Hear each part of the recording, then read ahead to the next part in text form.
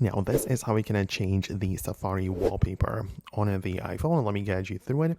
And if it's your first time being here, make sure you subscribe so you don't miss tutorials and more videos like this one. So when you get inside the Safari, upon going to the new tab, you might notice that there is or isn't a wallpaper there. There are also some things like the favorites, for example, or suggestions, but below and at the bottom of the list, you should find the edit button. And when you click on edit, this gives you the ability to change, all of these suggestions which show up and favorites and stuff like that. But below, we have the background image. So you can turn it off completely if you don't even want to use it, which will leave you with a white background, which is the default page. But you can as well click on any of the images right here and choose the background to be something else.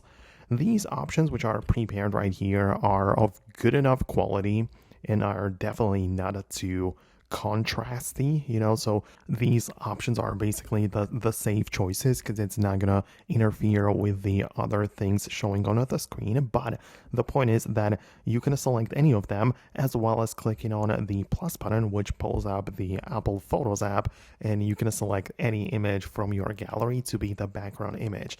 As I said, those pictures may not be of the highest quality in your gallery, or they might contain so many elements which it might be a little bit distracting for a background for Safari, but obviously it is up to you to decide how it's going to look on your phone and what you wanted this to be like. So I hope it makes sense. I hope I could guide you through it. Let me know what you think about that below in the comments. But for now, that's it. Thanks a lot, and I'll see you later.